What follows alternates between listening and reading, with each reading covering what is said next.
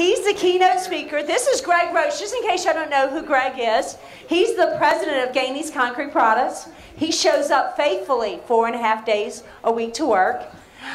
He has a master's in chemistry, and he's a certified coatings chemist. Now, Greg has been training for this event, as evident by this video that we have. Okay. You're ruining my whole presentation. It was all about timing. Here we go.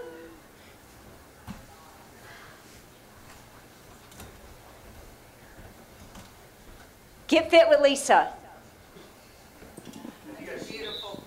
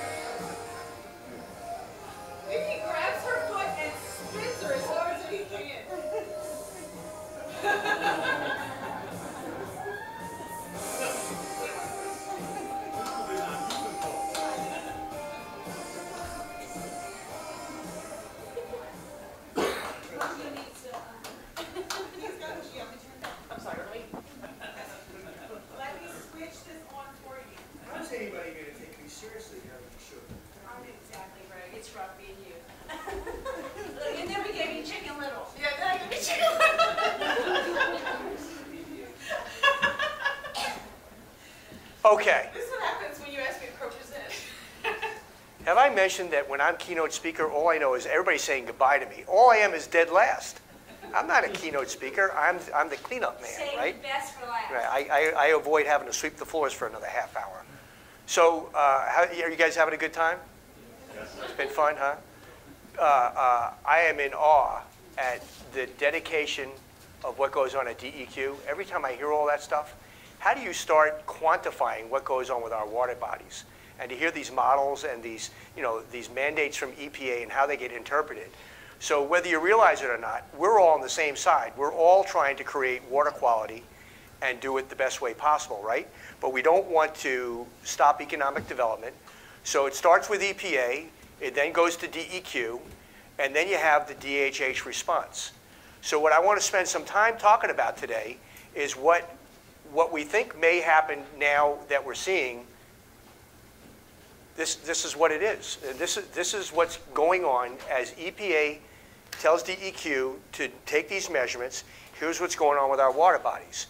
So how do we really respond to permits that call out for things like 5, nutrient removal, nutrient abatement, right? DO levels. How do you do that and still maintain economic development? So what I told you earlier, it's very simple to see. It's a matter of money. You can treat to 5.5, but when you get down into the regional level where you're doing package treatment plants or home sewerage systems, it becomes economically unviable. the cost to treat goes up exponentially, if not geometrically. So it's just a big increase as you start to expect these things. So how do you respond when you have an area you want to develop, and that area may or may not be able to fit some return on investment model that you're looking at, when you expected that your sewage treatment, conveyance, and treatment system would cost this much? You either have to send it down to the municipal plant 5 miles down the road at some huge number, or you have to treat locally to some really low number. You look at it to convey it, you look at it to treat it, and both ways you say, well, the project just can't go forward. We cannot afford it. We cannot sell what we want to sell on the land we intend to develop and pay that type of economic impact. So that's what we're here to talk about today. So Cindy's going to help me. Jacob Hafner is the, come on up here. It's all one big happy family here. Jacob is the new Region 2 engineer. District 2. District 2. Yes, sir. District 2 engineer. And so he was part of it. Tell him have a seat. Have a seat. Do we have, Lisa, you have a video of him? No, I don't. Thank goodness. Next year we'll have a, So I can sing it? No, I'm yeah, next year we'll have a video of you, right? So She'll have time to dig up dirt on Facebook or something. Jennifer, who was here last year? Jennifer, who was here last year, Jennifer and John Williams sit immediately below Amanda, and they both have half the state, right? And I'm under John. And you're under John. So I think that their title is operations, right? The field They're operations? The deputy chief of field ops. And what they're trying to do is provide meaningful responses to what they're charged with doing. Fair to say? So in we had a conference call with Jennifer, John, and Jacob last week, and we talked about 2 models that we're going to talk about today. And then the third model we hinted at in the call, where we talked about the use of detention ponds as an effluent source. And we're going to go through these, but I need our friends at DEQ to make sure if we're making any technical mistakes on what I think I heard, just speak up. Okay, what I heard is if you can keep your flow into a detention pond to not come out of the pond to the 25-year flood, then that would be considered acceptable to DEQ as a discharge point, right? Ironically, Jennifer has been looking at some of the modeling in an EPA manual. Can you cite the name of it? It's the EPA. I have it written down. It is the EPA process design manual for the land treatment of wastewater effluent. It is riveting. I've been reading it every night. We've both been reading it, and it's like... Lisa and Laney, what do you watch at night? What are you watching these days? Criminal Minds. They're watching Criminal Minds, and I'm reading the EPA manual. Life is good at the Roach House, right? So you hear that nuance. So code currently at DHH says, you shall abide by 10 state standards, unless, of course, pretty much that's what they say, right? Right. That's like, Now, there is an argument there that says that if Jennifer and her team does their work properly, Jennifer and John, they're going to be presenting to Amanda criteria that says we will follow 10 state standards, and perhaps these other criteria that are outlined in EPA and what we found over in Mississippi. And I'm going to go through these briefly. So, poor Cindy. You know, so my life is pretty simple, as you can see. You know, I work here 4.5 days, and then I go play golf. It doesn't matter, whatever happens, I'm going to play golf on Friday. Poor Cindy, she and I get all this information. We're trying to consume the manual and take these math models and put them into realistic PowerPoints that you can look at. I don't know whether we did the math right or wrong. We're going to cover it. All we want to show you is here are 3 potential ways forward to get projects through. Okay? So let's do our best. You good with that? Yes, sir. Okay. Did I say it properly? So this is potential guidance. it is still being worked on, but this is what we wanted to do moving forward in the future. Correct. Okay. So you guys have to keep me straight, because the next thing you know, I'll say, he says we can do it, right?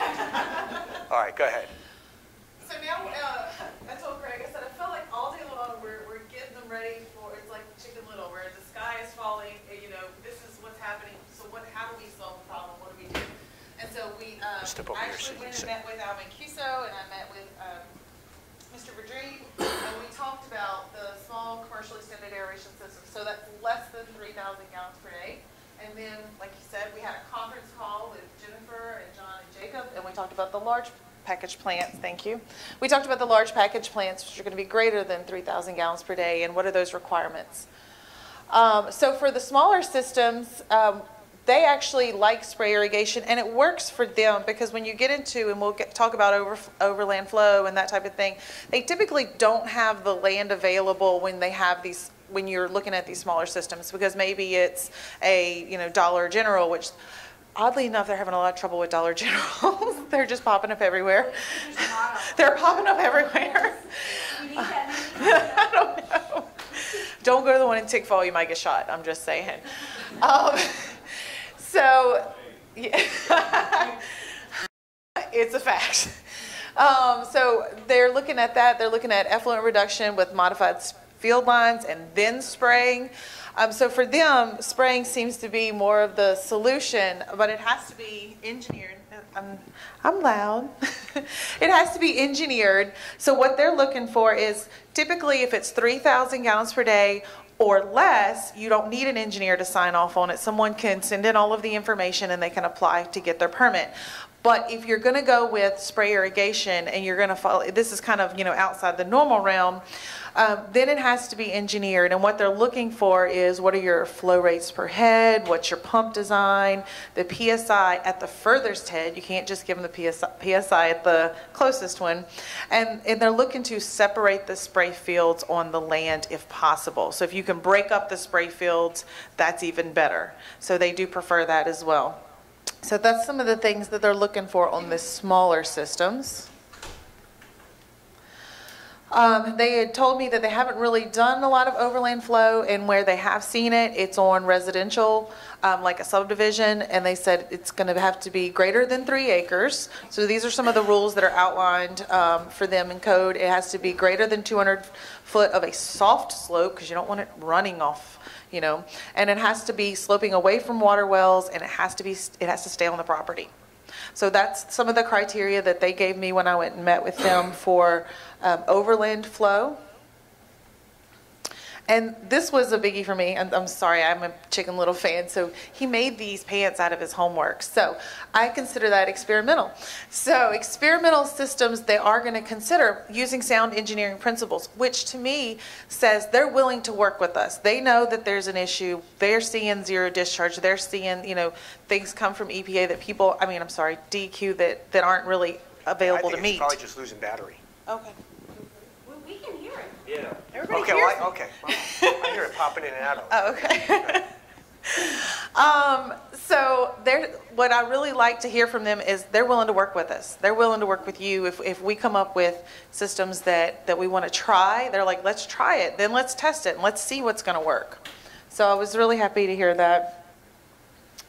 And now we're going to get into the larger package plants. So this is going to be greater than 3,000 gallons per day. And this is where we're going to talk about slow rate, soil aquifer, overland flow, lagoons. And for them, when I was speaking with them, they said spray irrigation as a last option because there are concerns. That's a lot of flow. That's a lot of spray. And then the wind blows and it goes onto your neighbor's property. And like you had mentioned, you never know who your neighbor's going to be because that land could be sold and then you got another neighbor. And yeah. Okay. So let's move on. This was some of the things that they had outlined. I feel like I'm holding the mic a lot. But you have to start with a justification letter. Like, why are you applying for zero discharge? So you're no longer going to comply to the 10 state standards. You're wanting to go to zero discharge, but you've got to get a justification of that. So what is the justification? Well, you have low limits per DEQ, and you can't meet them. Or you have a zero discharge letter that DEQ has given you. And some parishes don't even allow discharge to their ditches at all. So that was news to us. So there's a couple of parishes they named that won't even allow you to go discharge to their ditches. So just yeah, now, go ahead. confirmation moment. So I added that in. I think that's what I heard is if they get back a preliminary determination that says it's likely to be 5525, would that be enough of a justification to request a zero discharge from DEQ and then design one of these alternate systems? Without being definitive, I would say if you have a question, turn it into us. We can certainly look at it. It would be considered on a case-by-case basis. You would consider it on a project-by-project basis? Yes, sir. Perfect. Okay. Okay. All right. Okay, and then if the owner has to sign something that states the discharge will not leave the property, and if it does, say in the event of a big rain event, that they have to report immediately, correct? Which is no different than current DEQ rules. If you have an overflow on a package plant, you're supposed to report it anyway. Yep. Oh, I think it went. Nope, okay, that's good.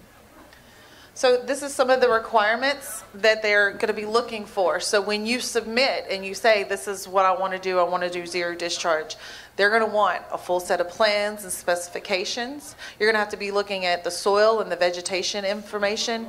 I mean, this is an example of different soils. So this that looks very porous, that's a good soil because it's going to have a lot of permeability. Then you get into moderate conditions where you don't really see the pores, and then you get into like clays and different things, and you don't have pores, and so it's not going to be very permeable. I personally have never seen that soil. No, yeah, the one on the this right is really. all in the Bayou Manchac Basin. Yeah.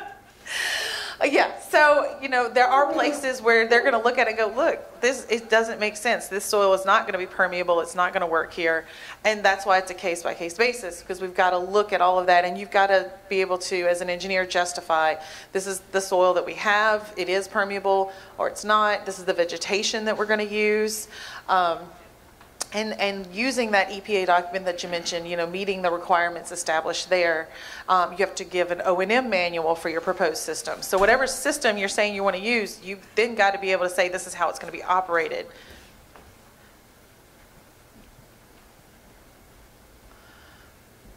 Requirements must have sufficient space to avoid ditches, sufficient land to accept the discharge. Okay, so this is one that you wanted to talk about. This is Jozak. This is the life of a wastewater man. So I was in West Monroe 2 weeks ago, and Jennifer had just permitted one of her very, very first, and this was the project. It was Jozak Development, and this is a rite of passage of Gainey's. Whenever I get a new project manager, they send me to the owner's house. So they sent me to this place, and the only way to get there is a dotted line. I said, Brandon, am I going to get there by ferry? It was like a ferry across the bayous. I put it in the GPS, and it shows me I can get there. And I get there, and it's the most exclusive property. It had to be a 15,000 square foot house. It wasn't the property. This was the property, and I had passed it on the way up to this owner's house. But this property has, if I remember right, just from being on the site, probably a 20 to 25 foot elevation drop. And so this is the high ground. Well, yeah, this is the high ground that's going to be developed along the road. So it's going to be a commercial development, and it comes straight downhill. Here's where our package treatment plant was permitted, and then here's the spray irrigation field. So I don't know how often you're going to have that available amount of unused land, but what Jennifer liked about it was that spray irrigation field was in the middle of their property. See, it's isolated. Look at that. And I said, but Jennifer, what about, there's a ditch here. What about that? She said, it's overland flow, sufficiently buffered from that ditch. So you hear all that criteria that goes in there. So there's a spray irrigation field that's not in proximity to their commercialized development, not in proximity to the borders of their property, not in proximity to their discharge ditch. Or water wells. Right? So that's a 7,500 gallon per day plant. The hydraulic loading on that plant was 5,600. Is that in the net? Yep. 5,600 gallons. 57, yes, sorry. So the site development, 140,000 square feet. The spray field was 28,000 square feet. So if you liken that, it is roughly saying you need for the spray irrigation field, roughly 1,500 square feet per home, if you were thinking of it that way. For a 30-acre subdivision, you would need an acre of land. Not 30 home subdivision. A 30 home subdivision would need an acre. 1 acre of land, yeah. Plus the wastewater treatment plant. And that wastewater treatment plant is permitted to just simply do, if I remember, it was just 30-30. Everybody with me there? You like that? That's a way forward on small projects. Go ahead, Cindy. I'm exhausted. So, for slow rate systems, it's what it is. It's wastewater to a vegetated soil surface, and it's treated as it flows through the plant root soil matrix. So there are benefits there because you get an economic return from the use of water and nutrients to produce marketable crops. So if you used it for crops, it's an exchange of wastewater for potable water for irrigation purposes, and for overall water conservation. It's good for arid climates. That's not really, we're not very arid. You get a controlled application of wastewater to earthen basins and permeable soils. So this is for soil aquifers. Again, you've got a lot of advantages here. It's intended to recharge a shallow groundwater. You get the groundwater recharge, seasonal storage for treated water with seasonal recovery for agriculture. Overland flow is what we're seeing more of. Here is overland flow in the spray irrigation. Wastewater to relatively impermeable soils on gentle grass-covered slopes. I think what I was seeing was between 2 and 8% slope rate. Did anybody can confirm that? No, okay. That's what I was looking at in the manual. Vegetation contributes to slope stability and erosion protection, so you don't have to worry about eroding the soils and the land. You get similar treatment responses to trickling filters. A small portion may be lost to deep percolation, but most is collected. You have their little toe ditches along the edges. Okay, now go back. Okay. Yeah. Because that's Go when it back. gets into So, the craziness. Here are the glitches I see with that. So how many see 2 to 8% slope on the properties down here in South Louisiana? We're flat. We're So that's the first problem, right? The second problem is, you're going to see in these calculations, we might be off by an order of magnitude, it doesn't matter.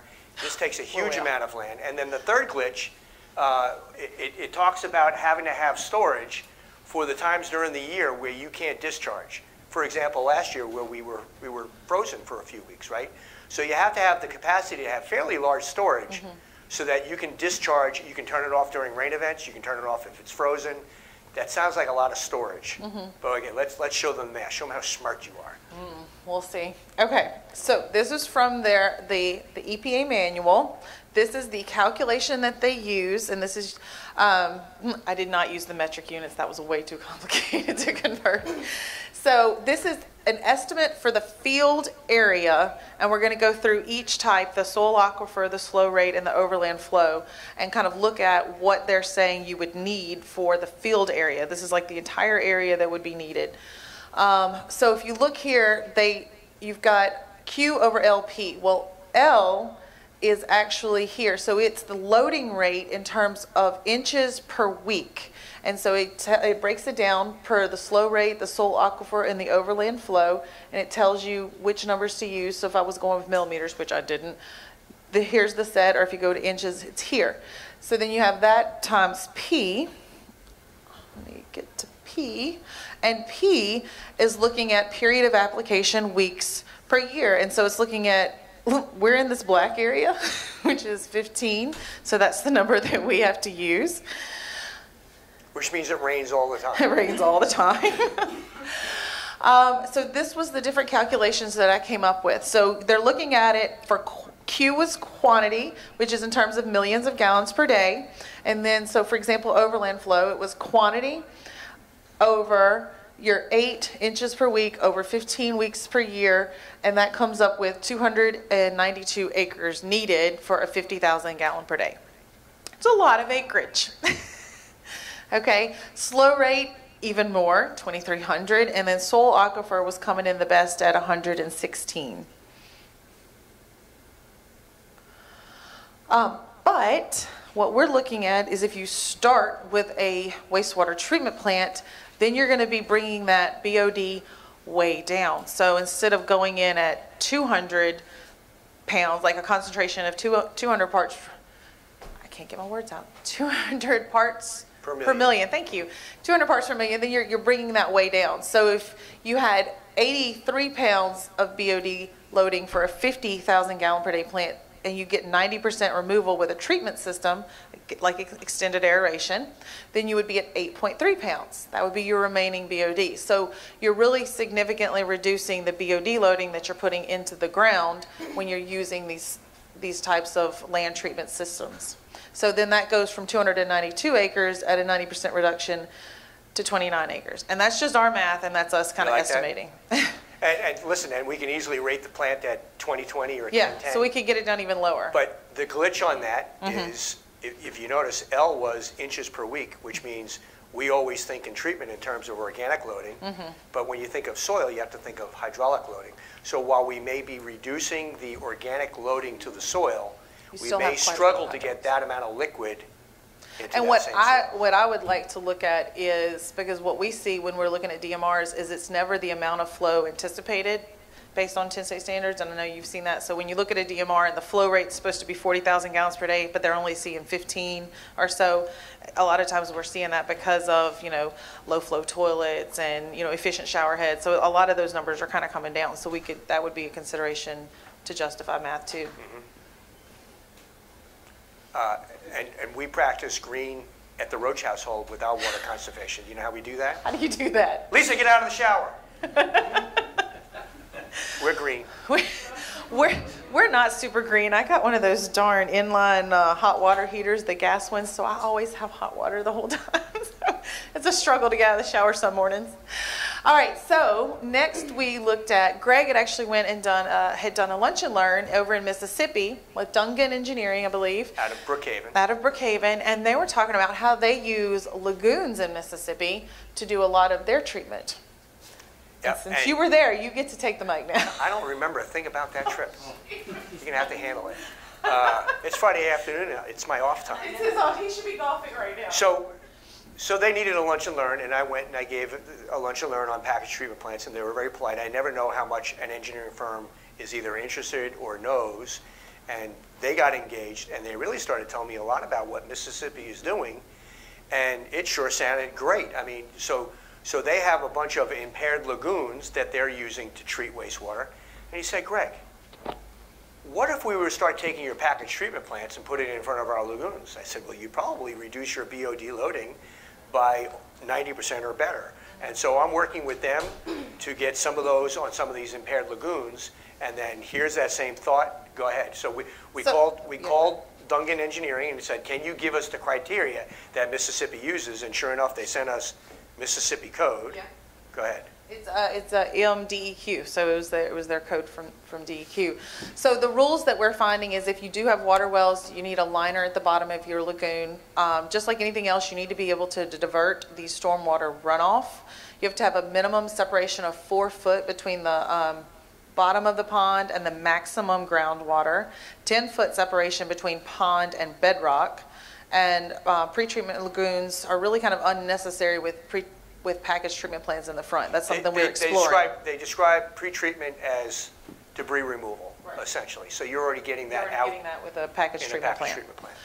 There's different types of lagoons. So there's facultative. That is typically no aeration or lightly aerated. Well, it's basically the bacteria that's there can live with or without oxygen. And I was having this conversation earlier, I think with you, right? We were talking about different types and keeping those aerators running constantly versus not, and what that does for the sludge.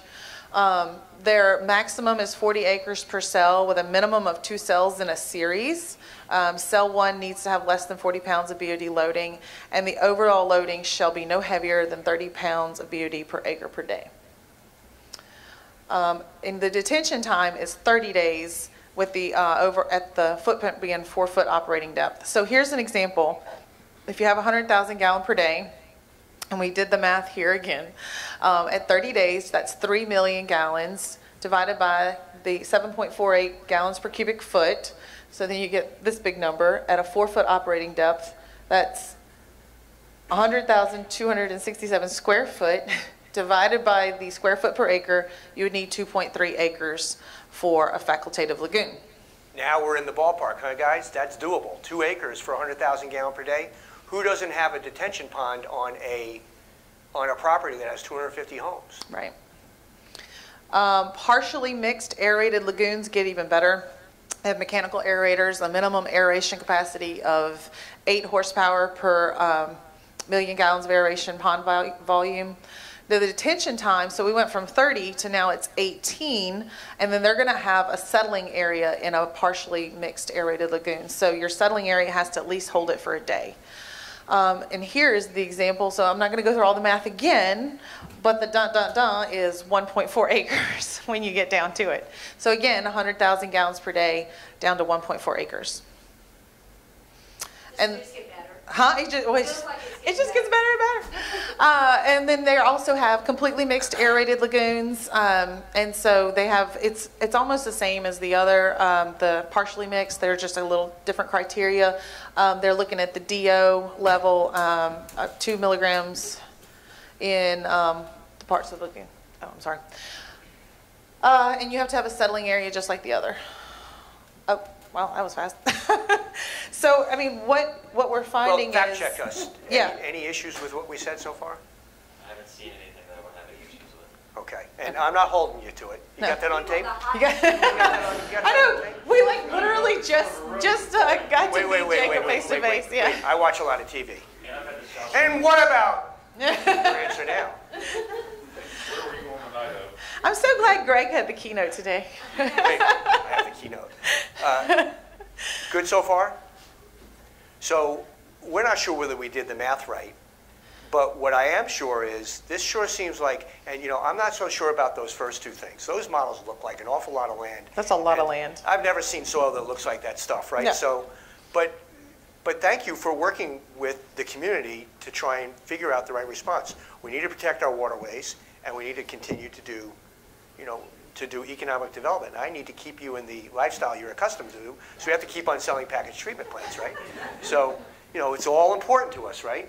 So this looks like a good way forward. I have a subdivision in Watson that shut down 90% done, and now somebody bought it, and they want to resurrect it, and they have a packaged treatment plant that was put in, never turned on. The best it could do is 30-30. We didn't build it, and they're getting a either zero discharge or 5.5. And so the question is, what can they do? Well, I had them check. They have 8 acres of ponds. So there's a real opportunity here. How do we figure this out? You take the first step. If you have a project that you're considering it, if you bring it to us, we'll work with our friends at DEQ, we'll work with our friends at DHH, we'll help do some of the legwork, and if we can find a way forward on one project, then we'll have some experience, and we might find a second project and a third project, and before you know it, we might have a new way forward. Because if you haven't noticed, there's a really new attitude at DHH about trying to be responsive to what the needs of the state of Louisiana are and the engineering community of Louisiana. So good job, you guys. Oh, absolutely. Good job that you guys are looking at unique, different ways to accommodate the very real needs of DEQ and still address the economic development requirements for Louisiana. So that's our big message.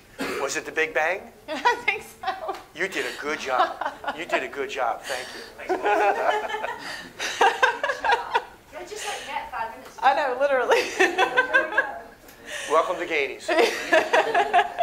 Any Your questions? family now. Yes, ma'am. Yes, go. Oh, shocker. Shocker. Thank you. Shocker. I Yes. love you. Child, I heard that. Okay. I gotta go meet my dad. Uh-oh, not yet. Not yet. Okay, as you know, in St. Tammany, we do everything we can to improve water quality. We have 37 TMDLs in our parish, combinations. We've done 3 years worth of testing on our various stormwater ponds that receive inflow from some unsewered neighborhoods. We've done a dry pond that's been planted. We've done floating wetlands, and we've done aerated ponds. And we found that by far, the dry pond that's been planted is the best. Second to that is aeration.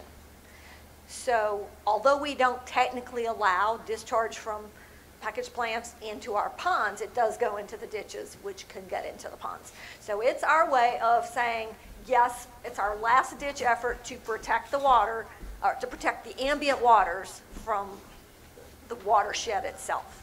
So you're on the right track. Thank you. So how do you keep it as a dry pond? That would be a retention pond. Yes. So then I can't claim zero discharge. Why can't you? It goes out, yes, they go out, whatever it's engineered for. I mean, because you have to allow discharge. It's a pond. I mean, it Then does how is have it an dry? outfall. How is it dry? It's dry because it's less than 5 feet deep. Oh, it's less than 5. So I don't know Yeah. ponds. Okay, so less than 5 feet, you call that dry. Now you planted Was it a constructed wetland where Yeah, you it put was a specific plants constructed in? stormwater pond. I mean, we've got 65 of them plus huge regional ones in St. Tammany. And we're planting every one of them through various granting agencies, you know, buying the, we're using a lot of volunteer labor, but we're also using turnkey labor. And the plants we're buying from U.S. Fish and Wildlife Service for $0.25 apiece. Yeah. You guys are clearly ahead of the curve. Can we come visit you and, Sure. and catch up? Yeah, we've been on several WEF Tech tours, in fact. Yeah. Well, great. Fabulous. Thank you. Okay. But we have the data if you want to see the removal efficiency. We're coming to visit. Yeah. We're making a date. Any other comments or questions?